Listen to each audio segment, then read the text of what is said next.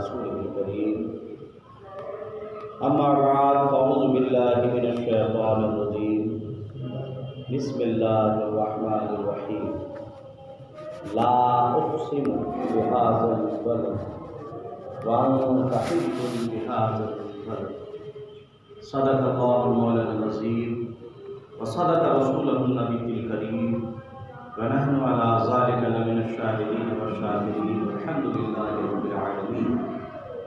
آئیے ہم سب مل کر کے پیارے آقا صلی اللہ علیہ وسلم کی بارگاہ دربار میں درود پاک کا نذرانہ پیش کریں۔ اللہم صلی علی سیدنا مولانا محمد صلاۃ و سلام علیک یا سیدی یا حبیبی یا رسول اللہ صلی اللہ علیہ وسلم۔ اپنے نبی کی بات آپ حضرات نے سماعت فرمائی اور انشاءاللہ العزیز میں بھی تھوڑا نبی کے شہروں کے بارے میں تذکرہ کروں گا۔ ہمارے نبی کی شان ہی نرالی ہے، واقعی کوئی ایسی چیز نہیں جو نبی نہ جانتے ہو، کوئی ایسی بات نہیں جو اللہ تبارک و تعالیٰ نے اپنے حبیب کو نہ بتایا، اور اللہ نے وہ مقام و مرتبہ دیا ہے کہ ہمارے نبی صلی اللہ علیہ وسلم جب سے دنیا بنی ہے جو کچھ ہوا ہے سب جانتے ہیں، اور جو کچھ ہونے والے ہیں سب جانتے ہیں۔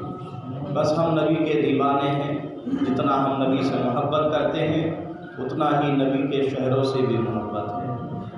بس ہم تو یہی کہیں گے، سارے عاشق جتنے بھی دنیا کے کونے کونے میں بسنے والے نبی کے دیوانے ہیں، ان کے دل کی صرف ایک ہی تمنا ہے، آقا مدینے کو جائیں یہ جی چاہتا ہے، مدینے کو جائیں یہ جی چاہتا ہے، اپنا مقدر بنائیں یہ جی چاہتا ہے۔ ایک عاشق کے لیے سرکار کے قدموں میں پہنچ جانا ہی زندگی کا سب سے بڑا مقصد ہے، اور زندگی کا سب سے بڑی کامیابی ایک عاشق کے لیے اس وقت ہوتی ہے، نبی کے دیوانے کے لیے اس وقت ہوتی ہے جب وہ سرکار کے قدموں میں پہنچ جاتا ہے۔ سبحان اللہ۔ مدینے کو جائے یہ جی چاہتا ہے، مقدر بنائے یہ جی چاہتا ہے، مدینے کے آقا دو عالم کے مولا، مدینے کے آقا دو عالم کے مولا، تیرے پاس آئیں یہ جی چاہتا ہے، تیرے پاس آئیں یہ جی چاہتا ہے۔ پیارے آقا صلی اللہ علیہ وسلم کے پیارے دیوانوں، مقدس حج کا مہینہ چل رہا ہے، آج 12 تاریخ ہے ذی الحج کا، حجاج کرام کا حج کا آج جو 5واں دن ہے مکمل حج ہو جائے گا۔ جو ارکان 5 دنوں کے رہتے ہیں سارے ارکان 12 تاریخ کو مکمل ہو جاتا ہے۔ 12 تاریخ کے بعد حجاج کرام جو ہے نہیں اور 13 تاریخ کو مکمل ہوتا ہے، اس کے بعد جو ہے حجاج کرام پورے ہوتے ہیں، پھر مدینہ منورہ کی طرف روانہ ہوتے ہیں۔ تو پیارے آقا صلی اللہ علیہ وسلم کے پیارے دیوانوں، اللہ تبارک و تعالیٰ کا جو مقدس گھر خانہ کعبہ، آج جو مکہ مکرمہ وجود میں آیا، ساری دنیا کے لوگ وہاں پہ کھینچے چلے آتے ہیں، مکہ مکرمہ پہنچتے ہیں اور اللہ تبارک و تعالیٰ کے مقدس کا گھر کا حج کرتے ہیں۔ تو تمام حضرات کو معلوم ہے کہ مکہ شہر وجود میں کیسے آئے۔ حضرت ابراہیم علیہ السلام اپنے بیٹے حضرت حاجرہ، اپنے بیٹے حضرت اسماعیل علیہ السلام اور اپنی اہلیہ حضرت حاجرہ کو لے کر کے مکے میں اس وقت چھوڑتے ہیں جس وقت مکہ کا کوئی نام و نشان نہیں تھا، کوئی گھر تو دور کی بات، دور دور تک آبادی کا کوئی نام و نشان نہیں تھا۔ تو مکہ شہر حضرت حاجرہ اور حضرت اسماعیل علیہ السلام کے قدموں کی برکت سے وجود میں آیا۔ حالانکہ خانہ کعبہ فرشتوں نے سب سے پہلے بنایا، پھر حضرت آدم علیہ السلام نے بنایا، پھر حضرت نوح علیہ السلام کے طوفان کے وقت سارا دنیا جب ڈوب گیا تھا تو خانہ کعبہ کو اللہ تبارک و تعالیٰ نے اس وقت پردے میں ڈال دیا تھا، چھپ گیا تھا، چھپا دیا گیا تھا۔ پھر حضرت ابراہیم علیہ السلام اپنے بیٹے حضرت اسماعیل علیہ السلام کے ساتھ میں خانہ کعبہ کی تعمیر کرتے ہیں۔ تو بہرحال پتہ کیا چلا کہ مقدس مکہ مکرمہ کا جو شہر وجود میں آیا، جو آج تک قائم ہے، وہ حضرت ماں حاجرہ اور حضرت اسماعیل علیہ السلام کے دونوں اس شہر کے جو ہے وجود کا جو ہے ایک ذریعہ بنے. اللہ تبارک و تعالیٰ نے ان دونوں کے ذریعے سے مکہ مکرمہ کو آباد فرمایا، ورنہ حضرت ابراہیم علیہ السلام عراق بابل سے ہجرت کر کے آپ فلسطین پہنچ گئے تھے، فلسطین میں رہا کرتے تھے، مگر اللہ تبارک و تعالیٰ کو یہ گھر بھی آباد کرنا تھا اور یہ شہر بھی آباد کرنا تھا، ہے کہ نہیں؟ جانتے تھے حضرت ابراہیم علیہ السلام بھی جانتے تھے کہ آخری نبی جو تشریف لائیں گے، یقیناً جس شہر میں تشریف لائیں گے اس شہر کا وجود بھی تو ہونا ضروری ہے. تو پیارے آقا صلی اللہ علیہ وسلم کے پیارے دیوانوں اللہ تبارک و تعالیٰ نے اپنے خلیل کے ذریعے سے، ماں ہاجرہ کے ذریعے سے اس شہر کو آباد فرمایا جس شہر میں ہمارے نبی ظاہری زندگی میں تشریف لائے.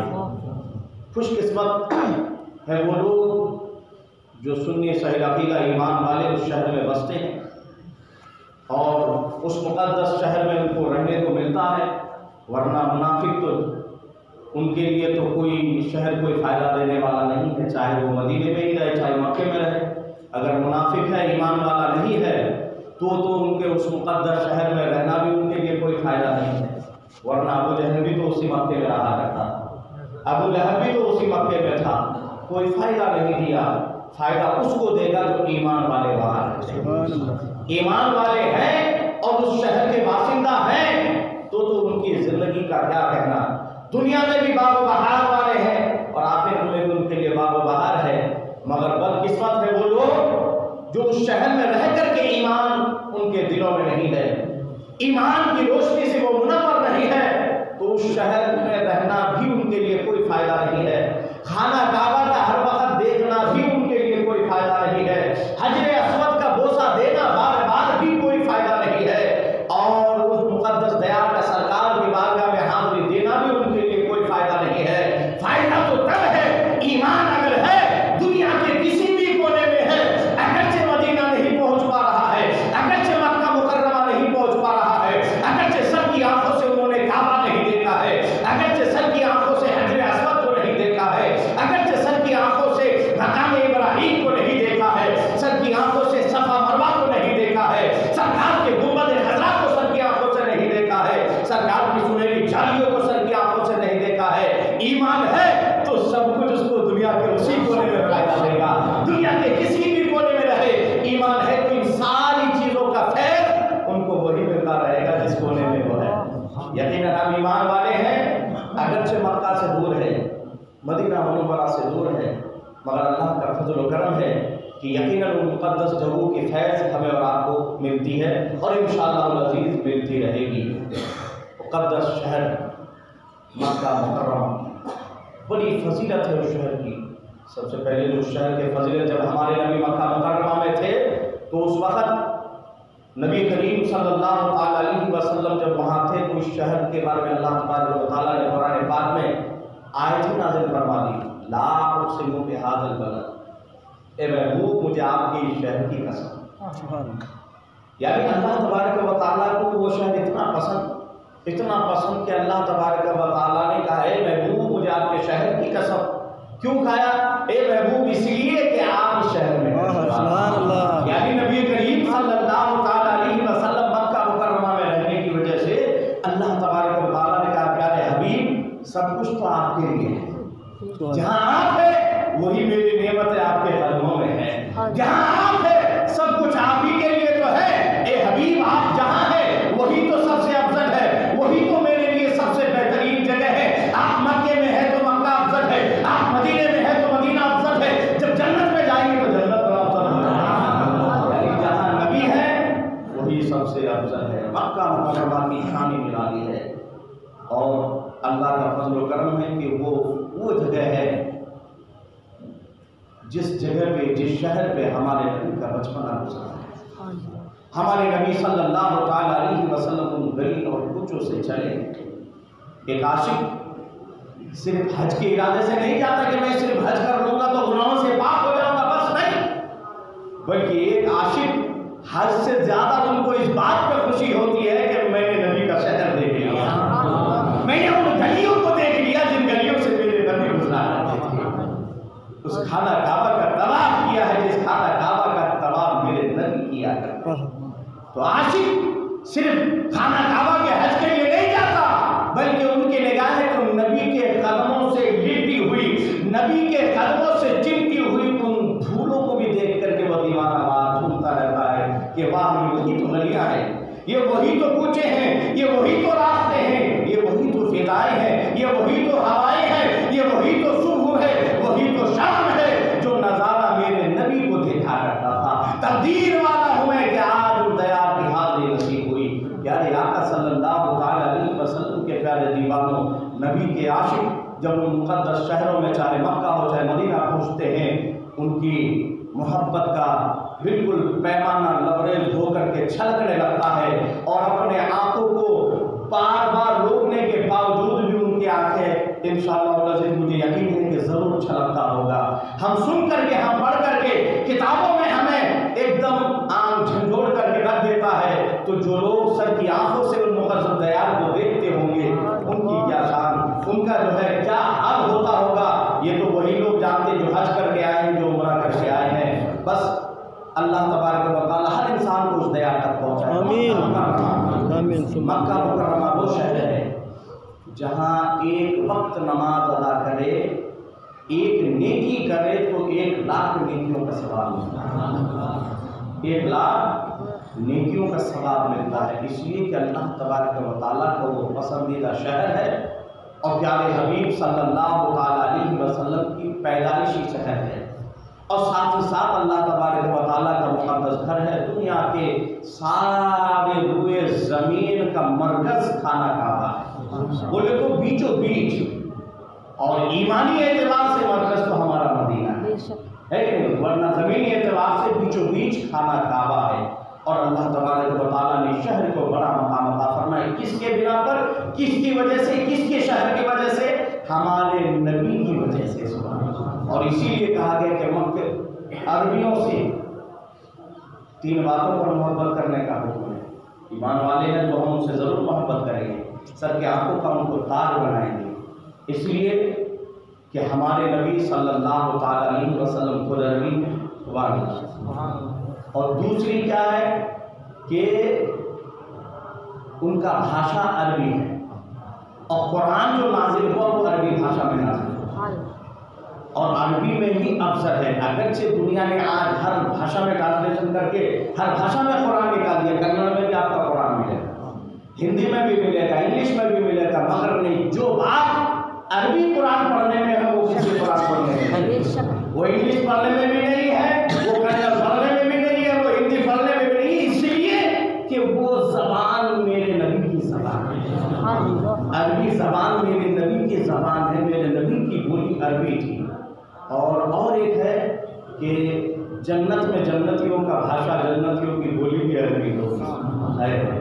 اور تیسری چیز اور یہ ہے کہ جب مردوں کو قبر میں اتارا جاتا ہے نا، فرشتے جو سوال و جواب کے لیے آتے ہیں، تو آٹومیٹکلی قبر میں جانے کے بعد مردے کی زبان عربی ہو جاتی ہے، فرشتے سوال عربی میں کرتے ہیں، مردہ جواب بھی عربی میں دیتا ہے۔ آپ یہ دیکھیں مسیحیت خداوندی دیکھیے، ایک جاہل آدمی کبھی انہوں نے جو ہے ہندوستان کا رہنے والا، ان کو صحیح طریقے سے اردو بھی بولنا نہیں آتا، ان کو صحیح طریقے سے اپنا بھاشا بھی بولنا نہیں آتا، مگر جب قبر میں جاتا ہے تو فرشتوں سے عربی میں بات کرتا ہے۔ ہمارے مسلمان کی نشانی نرالی ہے، میرے نبی صلی اللہ علیہ وسلم کی ہر ادا اللہ تبارک و تعالیٰ کو اتنا پسند ہے، اسی لیے جو ہے ہمیں عربی بھاشا سے محبت ہے، اس لیے کہ میرے نبی اس شہر میں پیدا ہوئے، اور ساتھ ہی میرے نبی عربی ہیں، اور ساتھ ہی ساتھ میرے نبی کا زبان عربی ہے۔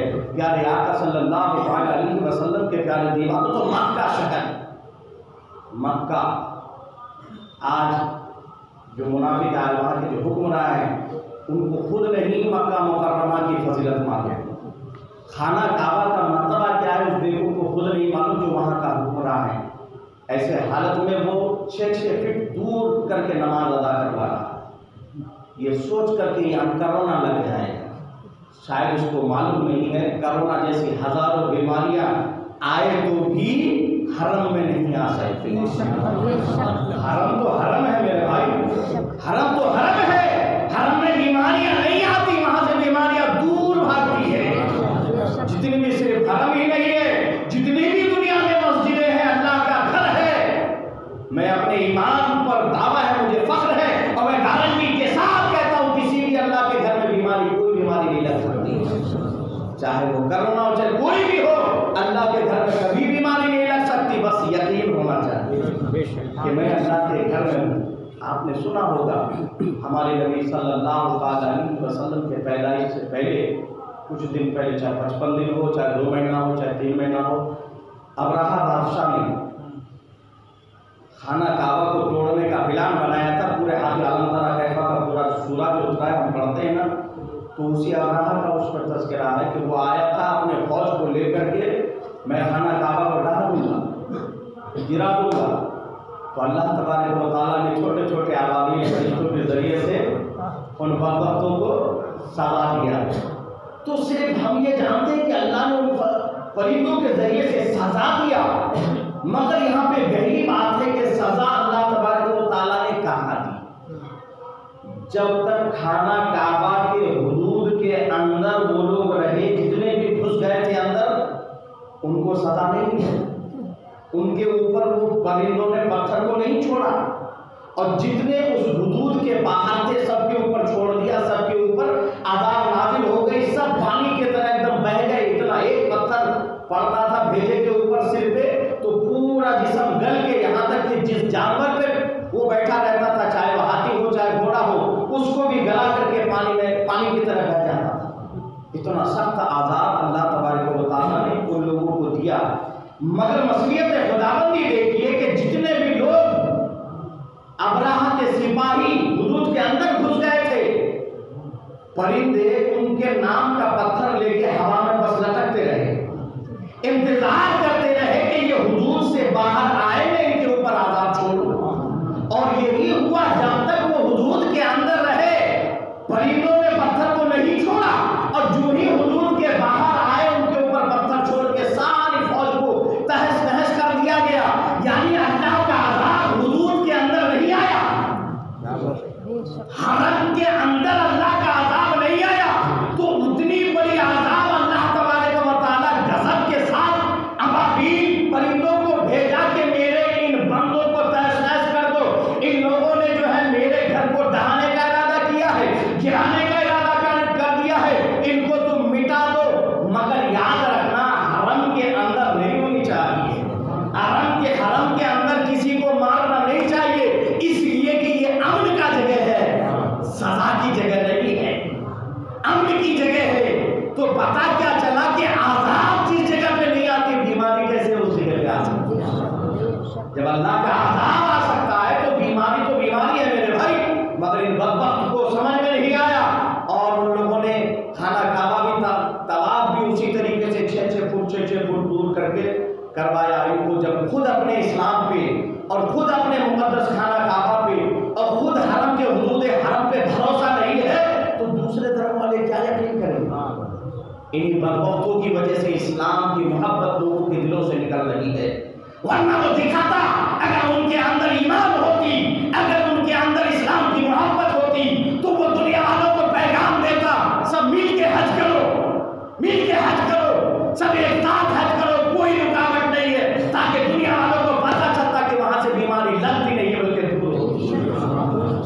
تو دنیا کے لوگوں کے اندر اسلام کی محبت بیٹھتی تھی، مگر ان لوگوں نے خود ڈر کے، خود ان کا ایمان مضبوط نہیں تھا۔ بہرحال مقدس شہر مکہ مکرمہ کی بڑی شان ہے، مگر وہاں پکڑ بھی ہے۔ ایک نیکی کے بدلے 1,00,000 نیکیاں، وہی ایک گناہ کیا تو ایک گناہ کا عذاب بھی دیا جائے۔ یعنی جتنا ثواب ہے اتنا ہی ڈینجر بھی وہاں ہے۔ ایک گناہ اگر کسی نے کیا تو 1,00,000 گناہ ان کے نام میں لکھا جائے گا۔ یعنی نیکی بھی اتنی، سزا بھی اتنی، جتنا ثواب ہے اتنا ہی عذاب بھی ہے۔ یعنی ہمارے لیے پکڑ بھی ہے، جو سزا بھی، اگر ایک نیکی کی تو ثواب بھی اللہ 1,00,000 دے رہا ہے، مگر ایک گناہ کیا تو ہم کو 1,00,000 گناہ کا عذاب دیا جائے گا، پکڑ ہوگی نامہ اعمال میں۔ مگر میرے نبی صلی اللہ علیہ وسلم کی شہر کا شان دیکھی۔ جب ہمارے نبی صلی اللہ علیہ وسلم مکہ مکرمہ سے ہجرت کر کے مدینہ پہنچے تو مدینہ دیکھیں مکہ مکرمہ تو آباد ہوا حضرت اسماعیل علیہ السلام اور ماں ہاجرہ کے ذریعے سے، مگر مدینہ منورہ آباد ہوا ہے ہمارے نبی کے 1000 سال پہلے، یعنی ہمارے نبی سے 1000 سال پہلے۔ اور وجود مدینہ منورہ جو بستی وجود میں آئی، وہ ایک بادشاہ تھا یمن کا، جن کا نام طبع اول حمیری تھا۔ حمیری نام کا طبع اول ایک بادشاہ تھا یمن کا، بڑا بادشاہ، یعنی بڑی شان و شوکت رکھنے والا۔ وہ ایک بار سیر کے لیے نکلا، وہ پچھلے اور نبیوں کی جو ہے امت کے ماننے والا تھا، مگر کیا ہے ایک بار سیر کے لیے نکلا، اس کے ساتھ میں کہا گیا ہے کہ 13,000 اپنے جس نبی کے ماننے والے تھے، اس نبی کے آسمانی کتابوں کے 13,000 عالموں کو لے کے نکلا، 1,32,000 گھوڑے سواروں کو لے کر کے نکلا، اور 1,00,000 سے اوپر پیدل سواروں کو لے کر، یعنی بڑی شان و شوکت کے ساتھ وہ چکر لگانے لگا کہ دیکھوں میں آج گھوموں دنیا، دیکھوں کہاں تک میں جاتا ہوں، اور کون سا شہر کا کیا حال ہے، کون سے شہر کے لوگ میری اتباع کرتے ہیں، اور کون سا شہر کے لوگ جو ہے میری نافرمانی کرتے ہیں۔ جب وہ گھومتے گھومتے گھومتے گھومتے مکہ مکرمہ پہنچا، تو جس شہر سے بھی وہ نکلا کرتا تھا، ہر شہر کے لوگ ان کو دیکھنے کے لیے باہر نکل کے آتے تھے اور ان کی تعظیم کرتے تھے، اپنے شہر کے حاکم کو ان کے حوالے کر دیتے تھے کہ یہ شہر آج سے آپ کا ہے، آپ اس کا دیکھ بھال کریں، اپنا حکمراں یہاں پہ قابض کریں۔ سارے شہر کے لوگ نکلا کرتے تھے۔ جب مگر مکہ مکرمہ پہنچے تو وہاں کے کوئی بھی شخص ان کو دیکھنے کے لیے نکل کے نہیں آیا۔ ابھی حیران پریشان بولے کہ میں اتنے سپاہی، اتنے جانسار اور اتنے جو ہے لوگوں کو لے کر کے نکلا ہوں شان و شوکت کے ساتھ، ہر شہر میں لوگوں نے میرا آگے بڑھ کے استقبال کیا، مگر یہ ایک ایسا شہر ہے کہ یہاں کے لوگ بالکل میرے استقبال کے لیے نکلے نہیں۔ تو جو ان کے ساتھ میں اور لوگ تھے، پڑھے لکھے تھے، جانکار لوگ تھے، بولے کہ نہیں، یہ تو اللہ تبارک و تعالیٰ کے مقدس گھر خانہ کعبہ کا شہر ہے، یہ لوگ وہاں کے خادم ہیں، اور جن کے پاس عظیم گھر ہے، دنیا کے کونے کونے سے ہر سال ہزاروں لوگ وہاں پہ خود آتے ہیں، تو وہ آپ کے ہزاروں فوج کو دیکھنے کیوں آئیں گے؟ ان کو آپ کی پڑی نہیں ہے۔ تو بولے اچھا، غصے میں آ گیا، بولا اچھا میں تو اس گھر کو گرا دوں گا، یہ کروں گا، وہ کروں گا، بول کر کے اپنے وہ بھی آگے بڑھا۔ جو ہی ارادہ کیا، اس کے سر پہ جو ہے ایسی درد چالو ہوئی کہ ڈاکٹر بھی تھک گیا، حکیم بھی تھک گیا، کوئی دوائی نہیں مل رہی ان کو۔ آخرکار جو ان کے ساتھ 13,000 عالم تھے، ان میں سے جو سب سے بڑے عالم تھے، انہوں نے کہا جناب شاید آپ نے کچھ غلط ارادہ کیا ہے، اپنے دل سے غلط خیال کو نکال دیجیے تو ہی ٹھیک ہوگا، ورنہ دنیا کی کوئی طاقت آپ کو ٹھیک نہیں کر سکتی۔ تب انہوں نے ارادہ کیا اگر میں ٹھیک ہوا تو جو ہے میں اس خانہ کعبہ پہ حملہ نہیں کروں گا، اس کی تعظیم کروں گا، تب جا کے اس کا سر ٹھیک ہو جاتا ہے۔ تو سب سے پہلی بار خانہ کعبہ میں اگر غلاف کسی نے چڑھایا وہ طبع حمیری، سب سے پہلی بار اسی نے غلاف چڑھایا، اور خانہ کعبہ کی عظمت اور تعظیم وہ سمجھ گیا کہ واقعی اللہ تعالیٰ کا یہ مقدس گھر ہے، اس کی ہمیشہ تعظیم کرنا چاہیے۔ سب سے پہلی بار اس نے ہی غلاف چڑھایا تھا، اور آج تک غلاف کا معمول ہے۔ اس کے بعد یہاں سے چلے مدینہ منورہ کی طرف۔ جو ہی مدینہ منورہ کا اس وقت تو بستی نہیں تھی، جو وہ میدان آیا تو ان کے ساتھ جو 13,000 عالم تھے، بڑے قابل لوگ تھے، انہوں نے خوشبو سے محسوس کر لیا، اور جو کتابوں میں آسمانی انہوں نے پڑھا تھا کہ اللہ کے آخری نبی مکہ مکرمہ میں پیدا ہوں گے، مگر ایک دن ہجرت کر کے مدینہ آئیں گے۔ مدینہ شہر کہاں بسے گا جہاں جا کے ایسی خوشبو محسوس ہوگی؟ تو ان عالموں کو معلوم تھا، جب وہ مدینہ منورہ کی زمین پر پہنچے تو انہوں نے نبی کی خوشبو 1000 سال پہلے ہی محسوس کر لی۔ اب ان لوگوں نے کہا کہ بادشاہ سلامت، ہمارے حاکم، ہماری ایک التجا ہے، ہمیں یہیں پہ رہنے دیا جائے، اس لیے کہ جو ہم نے آسمانی کتابوں میں پڑھا ہے کہ آخری نبی مکہ مکرمہ میں پیدا ہوں گے اور مدینہ ہجرت کر کے آئیں گے، اور اس کی خوشبو ایسی محسوس ہوگی جو آج ہم محسوس کر رہے ہیں، اور یقیناً وہ یہی آ کر کے بسیں گے، یہی ان کی جو ہے آخری ہجرت گاہ ہوگی، یہی ان کا مزار انور بنے گا، لہذا ہم یہ چاہتے ہیں کہ ہمیں یہی رہنے دیا جائے۔ تو اس ٹائم پہ اس بادشاہ نے مدینہ منورہ میں 400 گھر بنائے تھے۔ کتنے؟ یعنی مدینہ شہر کا وجود تب سے ہوا، ہمارے نبی کے پیدا ہونے سے 1000 سال پہلے 400 گھر ان عالموں کے لیے بنا دیا گیا، اور بیچ میں ایک گھر بنایا گیا 2 منزلہ، سبحان اللہ، جو بڑا عالم تھا ان کے گھر کے پاس 2 منزلہ گھر بنایا گیا اور کہا گیا کہ یہ گھر نبی کے نام ہے۔ جب نبی مکہ مکرمہ سے ہجرت کر کے آئے تو یہ گھر ان کے حوالے کر دیجیے گا اور بتا دیجیے گا کہ ایک غلام نے اپنے آقا کے لیے یہ چھوٹا سا گھر بنایا ہے، آپ قبول کریں آقا۔ اسی ٹائم پہ وہ نبی کی جب شان ان عالموں سے سنتا ہے، نبی کا کلمہ اسی وقت پڑھ لیتا ہے۔ سبحان اللہ، نبی کا کلمہ پڑھ کے اس وقت ہی وہ گواہی دے دیتا ہے اپنے عالموں کو سامنے رکھ کر کے، اور خط لکھتا ہے یہ طب حمیری ایک ادنا سا حاکم کے طرف سے، یعنی اپنے آپ کو انہوں نے عاجزی اور انکساری کے ساتھ پیش کیا کہ آقا آپ کی بارگاہ میں میرا عریضہ ہے کہ حضور اگر میں زندہ رہے اس ٹائم پہ آپ مدینہ منورہ تشریف لائے تو میں حاضر ہو جاؤں گا، اگر نہیں آپ آیا تو اس خط کو ہی میرے ایمان کی دلیل مان لیں، میں نے آپ کا کلمہ پڑھ لیا ہے، میں آپ کے جو ہے نام کا جپ مالا جپ رہا ہوں، حضور میں آپ سے محبت کرتا ہوں، میں آپ کی گواہی دیتا ہوں کہ آپ اللہ کے رسول سچے رسول ہے، اللہ ایک ہے اور آپ اللہ کے سچے رسول۔ تو اس وقت انہوں نے اپنا ایمان کا پورا جو ہے ڈیٹیل اس میں لکھ کر کے جو سب سے بڑے عالم تھے ان کے ہاتھ میں دیا اور کہا کہ اگر نبی کی ملاقات تم سے ہو جائے تو تم ہی یہ خط دے دینا، ورنہ تمہاری نسلوں کو وصیت کر کے جانا کہ یہ خط میرے نبی تک پہنچا دیں۔ جب ہمارے نبی صلی اللہ علیہ وسلم 1000 سال کے بعد ہجرت کر کے مدینہ منورہ پہنچ رہے تھے تو مدینے کی تو اس وقت کیا شان تھی، جس طریقے سے ہم لوگ عید میلاد میں گھر وغیرہ سجاتے کہ نہیں سجاتے، اسی طریقے سے جب ان لوگوں کو پتہ چلا کہ نبی تشریف لا رہے ہیں، ہجرت کر کے مدینہ آ رہے ہیں، تو سارا مدینہ اپنے حساب سے خوب سجا لیا تھا اور اپنے اپنے گھر کو بالکل منور اور روشن کر لیا تھا چراغوں سے، خوشبو سے اور صاف شفاف کر کے، یہاں تک کہ ہر کوئی اپنے گھر میں اعلیٰ سے اعلیٰ اپنی حیثیت کے مطابق کھانا تک بنا لیا تھا کہ میرے نبی تشریف لائیں گے، میرے گھر میں کھانا تناول فرمائیں گے، میرے گھر میں تناول فرمائیں گے۔ آخرکار سب نے انتظام کیا تھا۔ جب ہمارے نبی صلی اللہ علیہ وسلم مدینہ منورہ پہنچتے ہیں تو سب وہاں کے جانثار حضور میرے گھر میں چلے، حضور میرے گھر میں چلے۔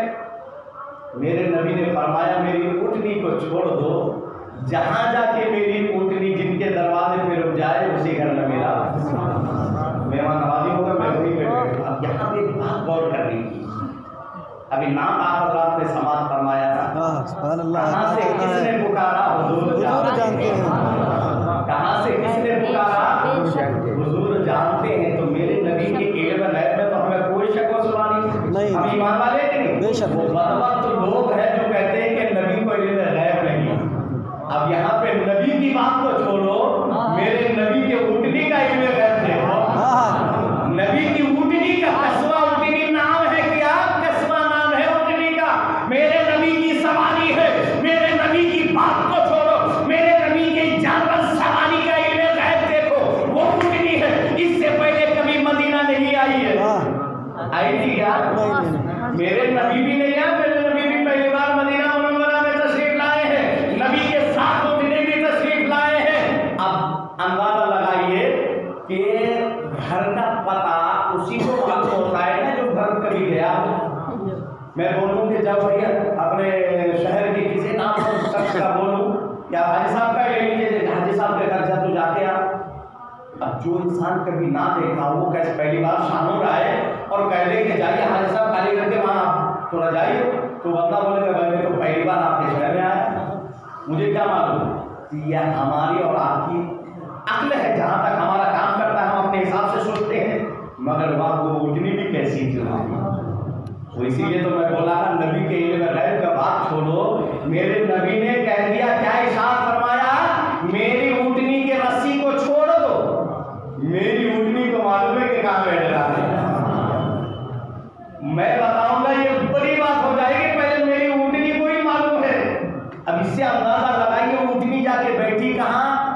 سیدھے حضرت ایوب انصاری، اور جو گھر طب حمیری 1000 سال پہلے بنایا تھا سیدھے اسی گھر کے پاس جا کے بیٹھی ہے۔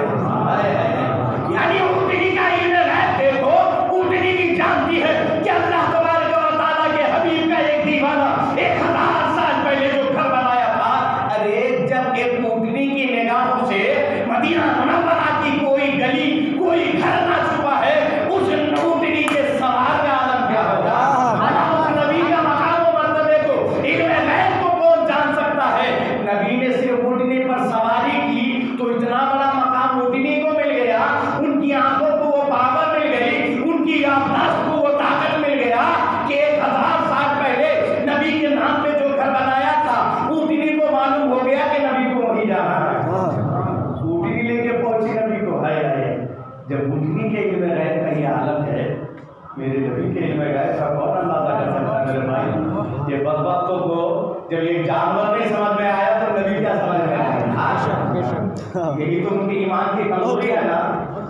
बदबख्ती की यही पहचान है, जो जानवरों को ना समझे वो नबी को क्या समझेंगे। और अल्लाह का फजल और करम है, हम नबी के दीवाने हैं, हम नबी को भी जानते हैं, नबी से जुड़ी हुई हर जानवर हो चाहे हर चीज हो सबको पहचानते हैं कि उसका मकाम और मर्तबा क्या है। 1000 साल के बाद पहली बार उतनी सीधे हजरत अय्यूब अंसारी की मिल्कियत में वो घर आया था। जो सबसे बड़ा आलिम था ना, तो हजरत अबू अय्यूब अंसारी उन्हीं की नस्ल से हजरत अबू अय्यूब अंसारी पहुंचे उनके घर में।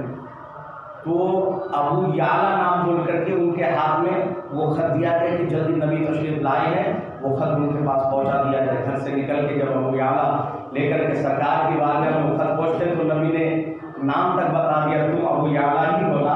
सुभान अल्लाह। बोले आका हाँ मैं सुनी। बोले कि ये खत 1000 साल पहले लिखी गई, लाओ वो मुझे खत दे। अब ये देखिए, आम बुक, आम पेपर में हम कुछ लिखते हैं, घरों में आप कोई पुरानी डायरी निकाल करके देखिए, पुराना नोटबुक निकाल करके देखिए, या तो उसके हरफ मिट गए होंगे, या तो बराबर समझ में भी नहीं आएगा, या तो पुरानी किताब है तो उनके बिल्कुल पेज ऐसे हो गए, कोई चिपक गए, कुछ समझ में नहीं आएगा कि इसमें लिखा क्या है। मगर 1000 साल पहले जो खत लिखा गया था नबी के नाम पर, जब नबी तक आया तो खत जब खोला गया तो ऐसा लग रहा था कि अभी लिखा हो। इतना हिफाजत से उस खत को रखा गया और अल्लाह ने रखा। मस्जिद खुदाबंदी अल्लाह तबारक व तआला के प्यारे रसूल की अमानत। और नबी करीम सल्लल्लाहु अलैहि वसल्लम ने फिर वही घर को पसंद किया, वहीं पे जाके बसे। तो मदीना शहर इस तरीके से वजूद में आया और नबी ने दुआ फरमाई कि मेरे मौला मदीना मुनव्वरा की मोहब्बत लोगों के दिलों में डाल दे। जिस तरीके से तूने खाना काबा की मोहब्बत डाली है, इसी तरीके से लोगों के दिलों में, मेरी उम्मत के दिलों में मदीना मुनव्वरा की मोहब्बत डाल दे। और अल्लाह का फजल करम है, यही वजह है कि हम जहाँ खाना काबा को भी याद करते हैं, वही नबी के मदीना को भी याद करते हैं। एक आशिक तो तैयार तक मक्का मुकर्रमा पहुंचा तो वो पहले सोचता है कि कब मैं मदीना जाऊं। तो मदीना मुनव्वरा के बारे में नबी ने दुआ फरमाई कि मेरा मौला जो इस शहर से मोहब्बत करे उससे मैं मोहब्बत करता हूँ, और जिससे मैं मोहब्बत करता हूँ तू भी उससे मोहब्बत कर। यहाँ तक कि नबी ने फरमाया हर ईमान वाले को तमन्ना करना चाहिए कि मैं मदीने में मरूं, मदीने में मेरी रूह निकले। और मदीने में मरना उनकी आखिरत के लिए, जन्नत के लिए ज़ामिन है। इसलिए कि नबी करीम सल्लल्लाहु अलैहि वसल्लम का फरमाने की ईमान की हालत में मदीना मुनव्वरा में जिनका मौत नसीब हो जिनको, और जो मदीना मुनव्वरा जन्नतुल बकी में मदफन हो, सबसे पहले मैं उन लोगों को उठाऊंगा और सबसे पहले जन्नत में वही लोग जाएंगे। मदीना मुनव्वरा की शान। अब देखिए मक्का मुकर्रमा की फजीलत में आप लोगों ने क्या सुना, एक नेकी करे तो 1 लाख का सवाब, एक बुराई करे तो 1 लाख बुराई का पकड़ आजाद। मगर मेरे नबी के कदमों की बरकत से मदीना की शान क्या है देखिए, एक नेकी करे मदीना में तो 50,000 नेकियां। कितनी नेकियां? 50,000। मगर एक गुनाह हो जाए तो सिर्फ 1 ही गुनाह लिखा जाएगा। वहां 1 लाख नेकी के बदले में नेकी, बुराई के बदले में 1 लाख बुराई। मगर यहाँ एक नेकी के बदले में सिर्फ 85,000 है, मगर एक गुनाह के बदले में सिर्फ 1 ही गुनाह लिखा जाएगा। छूट है कि नहीं? डिस्काउंट है कि नहीं? वहाँ 1 लाख गुना, एक गुनाह करे तो 1 लाख गुना, मगर यहाँ एक गुनाह करे तो 1 ही गुनाह का पकड़। तो मेरे नबी की कदमों की बरकत है। और मेरे नबी सल्लल्लाहु अलैहि वसल्लम का शहर वाकई ऐसा शहर है। आप देखो मदीना मुनव्वरा जो मस्जिद नबी बनाई, वक्त को बताऊं क्या मस्जिद नबी की तफसील कि मस्जिद नबी को जो तामीर किया गया ना, बड़ी शान और शौकत के साथ, और बड़ी एकदम गहरी बात है, गहराई तक आप बात को लेके चलो। मगर नबी करीम सल्लल्लाहु अलैहि वसल्लम से दुनिया में कोई देश, कोई इलाका सबसे ज़्यादा अगर मोहब्बत करता है तो वो तुर्क लोग हैं, तुर्की वाले। और हमारे नबी सल्लल्लाहु अलैहि वसल्लम के आज जो निशानियाँ आज बाकी है ना, चाहे मक्का हो चाहे मदीना में हो, बेचारे उनका बहुत बड़ा हाथ है, अल्लाह उनको जज़ाए खैर। ان لوگوں کی محبت ضرور اللہ تبارک و تعالیٰ نے قبول فرمایا، اور یقیناً اللہ نے قبول فرمایا ہے۔ ان کی شان نرالی ہے ترکیوں کی۔ جب مسجد نبوی بنانے کا اعلان ہوا، کب؟ دور عثمانیہ میں، تو ان لوگوں نے بڑی احتیاط کے ساتھ، دیکھیے کتنے گہرائی تک ان لوگوں کی سوچ اور ادب دیکھیے نبی کی بارگاہ کا۔ ان لوگوں نے پوری دنیا میں پیغام بھیجا کہ سب سے زیادہ اچھا گھر بنانے والا، نقش و نگار کرنے والا، بلڈنگ تیار کرنے والا کون ہے؟ وہ یہاں آئے۔ اچھے لکھنے والا کون ہے دنیا میں؟ یہاں آئے۔ لکڑی کا اچھا کام کرنے والا کون ہے دنیا میں؟ یہاں آئے۔ کانچ کا کام کرنے والا کون ہے دنیا میں؟ یہاں آئے۔ اچھا پلاسٹر کرنے والا دنیا میں سب سے اچھا کون ہے؟ وہاں آئے۔ سارے دنیا کے ایک سے ایک کاریگروں کو ان لوگوں نے قسطن دنیا میں بلایا۔ کہاں؟ قسطن دنیا میں لگ بھگ بہت سارے کاریگر ایک جگہ جمع ہوئے، پھر ان میں سے چھانٹا گیا۔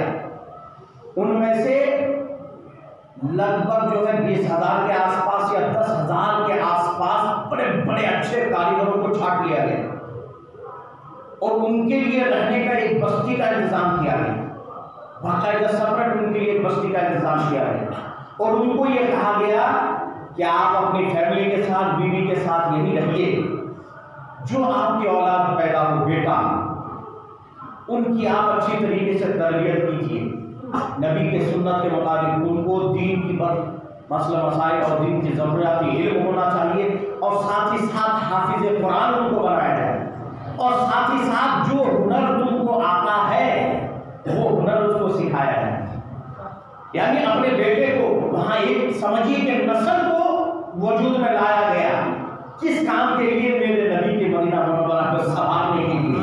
ڈیٹیلس دیکھیے، ان کی محبت دیکھیے، اور مدینہ منورہ کا کام کس طریقے سے ہوا دیکھیے کہ جب ان لوگوں نے پلان بنایا کہ پورا باقاعدہ ان کو وہاں پہ آباد کیا، اور ان میں سے جو بچے پیدا ہوئے کتنے؟ منیمم 500 لڑکے، 500 لڑکے ان میں سے چھانٹ لیے گئے جو حافظ قرآن اور کام میں ماہر۔ حالانکہ 20,000 لوگوں کو بسایا گیا، ان میں سے جو بیٹے پیدا ہوئے، ان میں سے ان لڑکوں میں سے جو اچھا کاریگر بنے، کوئی لکڑی کا اچھا کاریگر بنا، کوئی پلاسٹر کا اچھا کاریگر بنا، کوئی مینار بنانے کا اچھا کاریگر بنا، کوئی گنبد بنانے کا اچھا کاریگر بنا، کوئی پتھر بچھانے کا اچھا کاریگر بنا، کوئی جو ہے دیواروں پہ ماربل، یعنی نقش و نگار پورا سسٹم جس طریقے سے ان کا بنانے کا پلان تھا، اور ہر کام کا ایک ایک کاریگر تیار ہوا۔ ٹوٹل 500 ایک دم چھٹے ہوئے کاریگروں کو لیا گیا، سبحان اللہ۔ اور ان لڑکوں کو صرف یہ کام سکھانے تک کتنے برس لگے؟ 25 برس لگے۔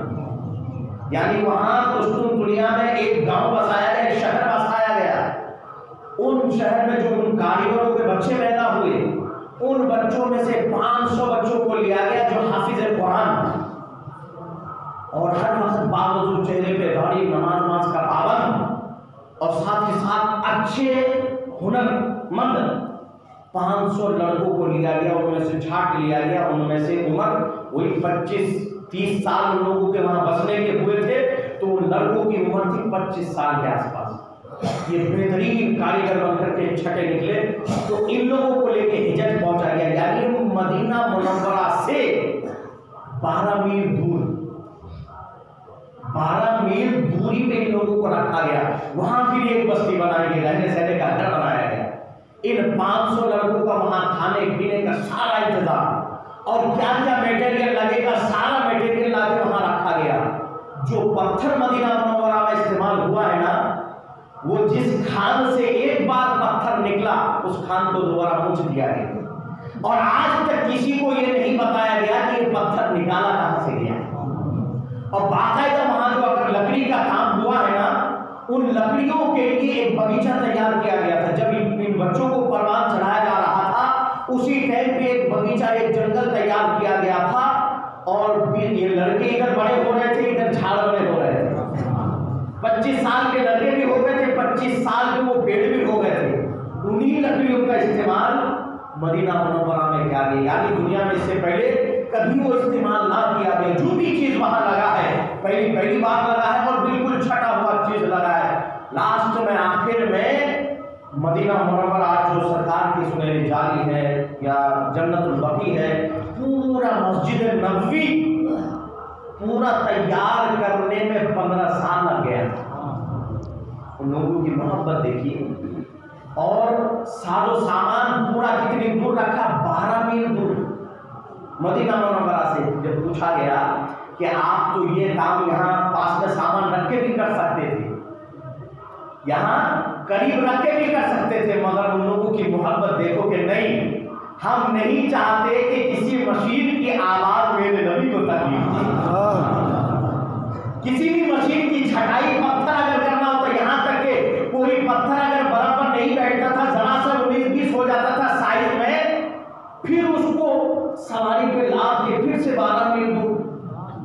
اب پہلے تو اتنا ابھی فاسٹ ٹریکوں کا کوئی انتظام نہیں تھا، پہلے لے جانا پڑتا تھا، یا تو گھوڑے سے لے جاتے تھے، یا تو ہاتھی سے لے جاتے تھے، یا تو اونٹ سے لے جاتے تھے، مگر بڑی تکلیف ہوتی تھی۔ مگر اس کے باوجود ان لوگوں نے ذرا سا پتھر کو بھی وہاں کاٹنا کا وعدہ نہیں کیا، اس لیے کہ اللہ کا کلام فرماتا ہے اپنی آواز کو نبی کی آواز کے سامنے اونچی مت کرنا۔ نبی کی بارگاہ میں تمہاری آواز اونچی نہیں ہونی چاہیے۔ تو ترکوں کی محبت دیکھو، ان لوگوں نے کہا نہیں، کسی مشین سے اگر ہم یہاں کاٹیں گے تو اس مشین کی آواز نبی کی کانوں پہ ٹکرائے گی، نبی کو ہو سکتا ہے کہ تکلیف دے۔ ہم نہیں چاہتے کہ نبی کو کوئی تکلیف پہنچے، تھوڑا ہم لانے اور لے جانے میں تکلیف کر لیں گے، 1 دن کا کام 2 دن میں کریں گے، مگر کریں گے دور رہ کے۔ تو ان مقدس ہستیوں نے، چھٹے ہوئے کاریگروں نے، 500 کاریگروں نے نبی کریم صلی اللہ علیہ وسلم کا مزار کا کام، مسجد نبوی کا کام، آج جو لوگ گئے ہیں ان لوگ آنکھوں سے دیکھتے ہیں کہ کتنا خوبصورت بنایا گیا ہے۔ نبی کے مزار کا جو اندرونی حصہ ہو، چاہے باہر کا حصہ ہو، چاہے مسجد، ہم لوگ تو صرف کلپوں میں، ویڈیو میں یا فوٹو میں ہی دیکھتے ہیں، جو لوگ آنکھوں سے دیکھ کے آئے ہیں ان کو معلوم ہے کہ گنبد خضرا کتنا خوبصورت ہے۔ 30 فٹ ہائٹ ہے گنبد خضرا، یا کھڑا گنبد دکھتا ہے نا، 30 فٹ ہے وہ اوپر، اور اس کے اوپر ایک ڈھکن سسٹم بنایا گیا ہے۔ ایک سائڈ میں آپ دیکھتے ہوں گے اونچائی ڈھکن سرکا ہے، اونچا سرکا ہے، تو جانتے ہیں وہ اونچی چیز کیا ہے؟ وہ اونچی چیز نبی کے دور میں، نبی کے وصال کے بعد 6 سال سے مکہ مکرمہ میں قحط پڑ گیا۔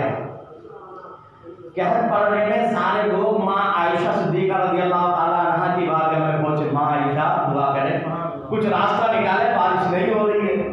تو ماں عائشہ نے کہا تھا جس وقت جب نبی کے مزار پہ جس طریقے سے ان لوگوں نے گنبد بنایا وہ اپنی محبت سے، اور اس وقت جن جن چیزوں سے کام لیا جاتا تھا، جس طریقے سے یہ پہلے کے پتھروں سے بنائی ہوئی یہ دیوار ہے، اسی طریقے سے جیسے بھی ان لوگوں نے جو گنبد بنایا تھا نا، تو ماں عائشہ نے کہا ایک کام کرو، جو گنبد بنایا ہے نا تم لوگوں نے، گنبد میں تھوڑا سا ہول کر دو، سوراخ کر دو، تھوڑا سوراخ کر دو، تاکہ نبی اور آسمان کے بیچ میں کوئی پردہ نہ رہے۔